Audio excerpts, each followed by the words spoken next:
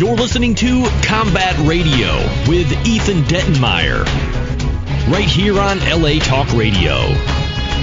Well, let's get started with the good stuff. We got some really cool people in here, and I was just explaining that I was apologizing, rather, for the Combat Radio operation that we run here, because I think a lot of people step in here and they expect some kind of professional, wired-tight program. Instead, you get some canned chaos, a depth charge of craziness, if you will. But they're rolling with it so far, and with us is actually some pretty dangerous guys. Alan Tafoya from Deadliest Warrior, everything from Deadliest Warrior to MacGruber, which must have been the Academy Award-winning MacGruber. Yep. He's in studio here to fuck everyone up. And Jay Tavare, who just survived a Celebrity Soccer Invitational with us on May 5th. I'm still recovering. Yes, I'm still recovering too. But anything for the special needs kids. We actually had one of our team captains, our special needs team captain, on the show last week. And then Stephen Appell, producer Appell, sitting in right now to ramp things up. Another integral part of the Celebrity Combat Radio Celebrity Soccer Invitational we pulled off on the 5th. So welcome, everyone. Good morning. Good morning. Bonjour. Yes, how's everyone doing? Doing okay. Now, Deadliest Warrior, just doing okay. What? You were complaining that you're not a morning person. How could a guy who's on Deadliest Warrior not be a morning person? What do you do if a bunch of, crazy SAS guys jump through your apartment windows and storm your place? I mean, are you going to just tell them to come back at noon, or what do you do? What do you do in that situation? I mean, aren't guys like you that are built for combat?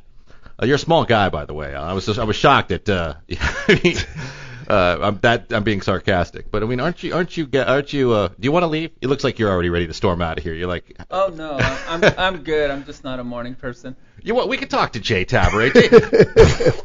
He's just digesting all this. No, we'll get to you. Jay, you're a busy man. It's great to be employed here in 2013. You just finished an episode of Longmire, which is a show that's really well acclaimed, and you're doing a movie that's.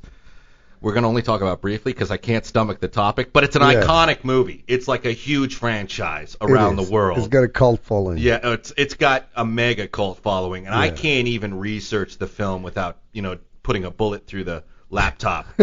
But it's let's tell everyone what it is, and then quickly, it's the Human Centipede franchise. Quentin Tarantino loves it. It is. It's. I got a call.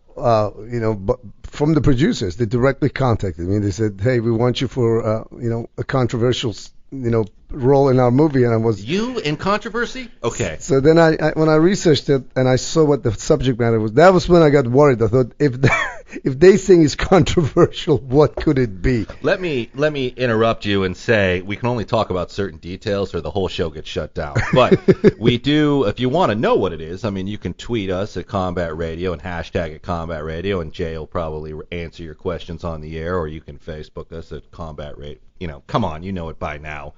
Google it. But, we'll discuss it a little bit. We'll allow Jay to talk about it. It is a huge movie. It's a big deal, and there's a great cast in it.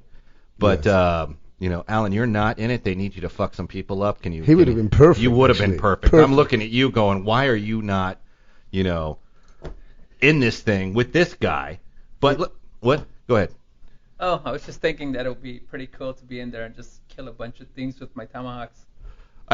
He's perfect. See, hire this guy. I'm going to be in there and just kill a bunch of things. Yeah. You're a knife fighter? He's a knife fighting expert. He's excellent with tomahawks. He's a pretty deadly Now, guy, is the for real. tomahawk, is that still a weapon that's in vogue? I mean, I kind of thought that went out with the Wild West. Do you still pull I imagine if you brandish a tomahawk on the streets today, people would take that very seriously. Oh, yeah, it's kind of like that Crocodile Dundee thing where the guy pulls the knife on him and he says, "That's not a knife." Do you have like a set of designer tomahawks? Where you can say this one's to cut steel, this one goes through the rubber tires on a Hummer, this thing can bust a skull. What do you have, like a variety of tomahawks, like a medieval collection of kind of like a cryptic Excalibur type armory? Actually, I just have a little hatchet, but I was going to ask the guys at Morningstar Entertainment to produce a couple tomahawks for me. Well, they better do it now because you mentioned them on the radio in front of 1 million people. So Morningstar hopefully will bust a couple of designer products out. And you know what? Bring them back. Bring the Morningstar guys back, and we'll showcase some of their work. But they're good guys. Gary Tarpinian's a real good guy.